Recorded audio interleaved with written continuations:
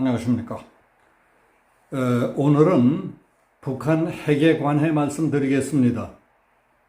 김정은은 핵무력을 헌법화하겠다고 으름장을 놓고 있습니다.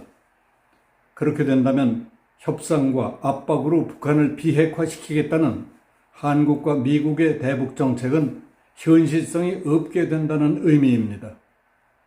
그 문제에 대해 알아보겠습니다. 최근 북한의 핵무력 강화와 관련해 북한과 미국에서는 각기 주목할 만한 일이 벌어지고 있습니다. 북한에서는 김정은이 지난 9월 말 최고인민회의에서 핵무력을 헌법화하겠다고 밝혔습니다. 이는 절대 비핵화하지 않고 핵 보유를 영구화하겠다는 뜻입니다.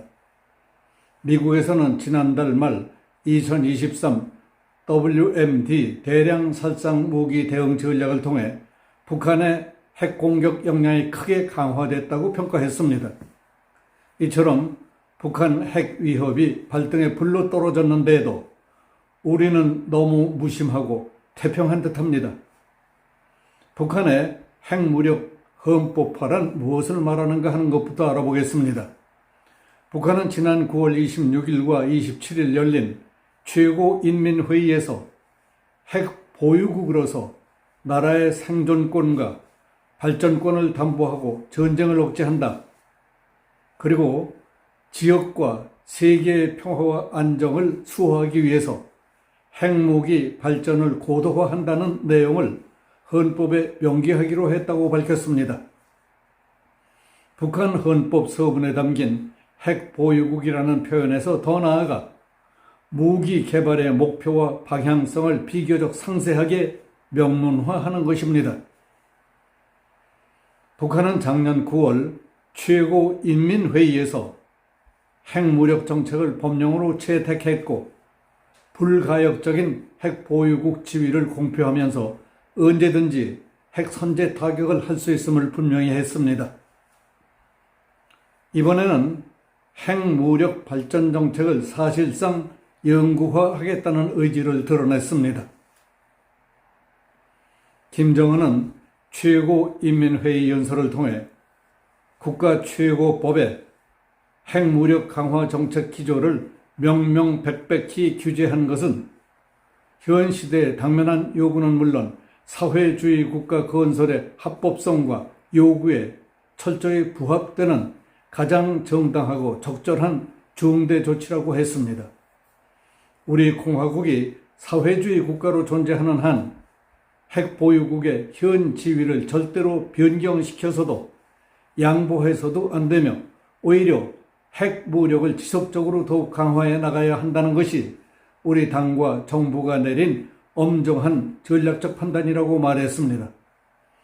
이는 한마디로 비핵화 문제가 협상 대상이 아니라는 것을 분명히 한 것이고 비핵화 협상은 없을 것이라고 공표한 것입니다. 북한은 원래부터 비핵화를 생각조차 한 적이 없었다고 봅니다.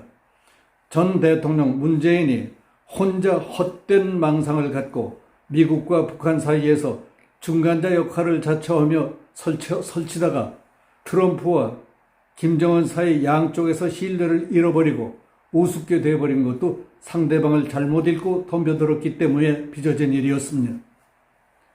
김정은은 이번 연설에서 신냉전 구도를 언급하며 반미 연대를 재차 구축하겠다고 천명한 것도 협상을 통한 비핵화를 어렵게 하는 대목입니다. 그는 전 지구적 범위에서 신냉전 구도가 현실화되고 주권 국가들의 존립과 인민들의 생존권마저 위협당하고 있는 현 상황은 핵무력을 건설하고 그것을 불가역적인 국법으로 고착시킨 우리 공화국의 결단이 얼마나 천만지다한가를 입증한다고 주장했습니다. 북한의 고도화한 핵미사일 위협은 미 국방부가 지난달 말 9년 만에 발간한 2023 WMD 대응 전략에도 잘 나타나 있습니다. 미 국방부는 이번 보고서에서 북한이 핵무기와 탄도미사일 전력을 우선시해왔다면서 북한의 역량 개발은 북한이 물리적 충돌의 어느 단계에서든 핵무기를 사용할 수 있는 선택지를 제공한다고 평가했습니다. 이는 북한이 유사시에 마지막 단계에서 핵을 사용하는 것이 아니라 전쟁 초기 단계에서도 쓸 수 있다는 의미라고 봤습니다. 미 국방부는 북한은 미국 본토와 영내 동맹 및 파트너를 위험에 빠뜨리는 이동식, 단거리, 중거리와 대륙간 핵 역량을 개발 배치하고 있다고 진단하기도 했습니다. 그리고 북한이 작년 핵무력 사용 정책을 법제화한 사실을 거론하며 북한이 자체 선언한 핵보유국 지위를 재확인하고 핵사용 조건을 정립했으며 비핵화를 거부했다고 평가했습니다.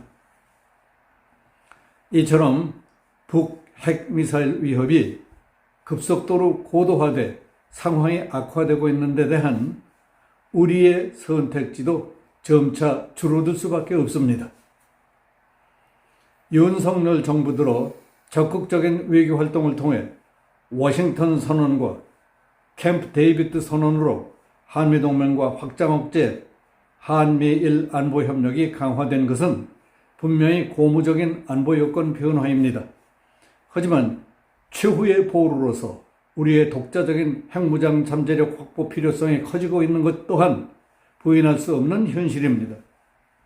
정성장 세종연구소 통일전략연구실장은 김정은의 북한 핵무력 헌법화 조치는 협상과 압박을 통해 북한을 비핵화시키겠다는 미 행정부와 한국 정부의 입장이 얼마나 비현실적인가를 잘 보여주는 것이라고 주장했습니다.